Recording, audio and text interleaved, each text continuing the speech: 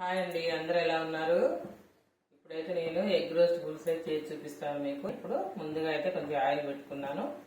ఆయిల్లో మనం బాయిల్ చేసి పెట్టుకున్న ఎగ్స్ని అయితే ఇలా వేసి రోస్ట్ చేసుకోవాలి. కొద్దిగా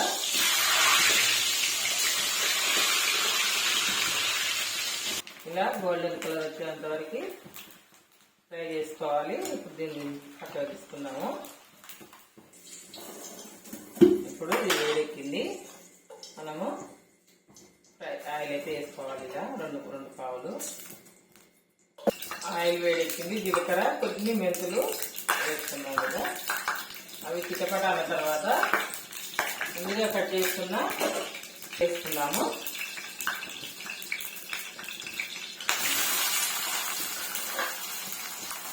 ఇప్పుడు పసుపు కూడా వేసుకున్నాం తాలింపులోనే.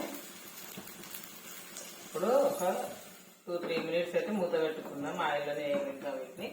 ఇప్పుడు 2 టమాటాలు ఇలా కట్ చేసుకొని ఇలా సాల్ట్ అయితే వేసుకోవాలి. 1 స్పూన్ సాల్ట్ అయితే వేసుకున్నా. అలాగే కొద్దిగా చింతపండు, ఈ రెండింటిని కలిపి తీసుకోవాలి రసం కోసం. మనం ఇప్పుడు తీసుకొని చూసుకుందాము. ఆయిల్ చక్కగా మరీ రోస్ట్ కూడా కావద్దండి పులుసుకి. రోస్ట్ అయితే ఏమైందంటే అంత టేస్ట్ అయితే రాదు. ఇది చక్కగా ఇలా 50% వేయాలనుకో ముక్క మంచి మనకు తినేటప్పుడు కూడా నా పంట కింద నలిగి చాలా బాగుంటుంది. ఉల్లిగడ్డ ముక్క తగులుతుంటుంది. ఇప్పుడు ఇలా వేయగాక మనం అల్లం వెల్లుల్లి పేస్ట్ అయితే వేసుకుందాము. అది వేసుకున్నాము. కొద్దిగా వేయగానే పచ్చివాసన పోయేంత వరకు. ఆల్రెడీ మనం సాల్ట్ వేసుకున్నాంగా టమాటాలో. ఇప్పుడు 1 స్పూన్ అయితే వేసుకున్నాము. సరిపోకపోతే మళ్ళీ వేసుకోవచ్చు.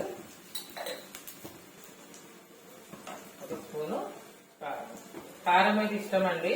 ఎక్కువ తినాలనుకునే వాళ్ళు కొద్దిగా ఎక్కువగానే వాడుకోవచ్చు. మేము తక్కువ తింటాం కాబట్టి కొంచెం తక్కువనే అవుతుంది. ఇదైతే 2 టమాటాలు కొద్దిగా చింతపండు వేసి రసం తీసుకున్నాం కదా, దాన్ని అయితే ఇప్పుడు వడపోసుకొని ఇలా వేసుకున్నాం.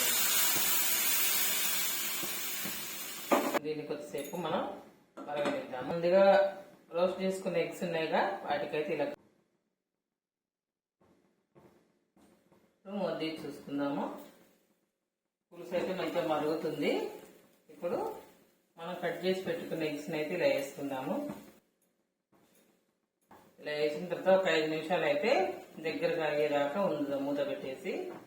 ఇలా మూత పెట్టి ఒక 5 మినిట్స్. సో ఇప్పుడైతే పులుసు దగ్గర పడ్డది. మనం మసాలా వేసుకున్నాము. ఇందులోనే నేను జీలకర్ర, మెంతులు, ధనియాలు, కొన్ని రైస్ వేసి మిక్సీ పట్టుకున్నా. ఇది ఒకటైతే సరిపోతుంది, వేరే ఏమీ అవసరం లేదు. ఈ పౌడర్ వేసిన తర్వాత ఇంకో 2 మినిట్స్ నుంచి దించేసుకున్నాను.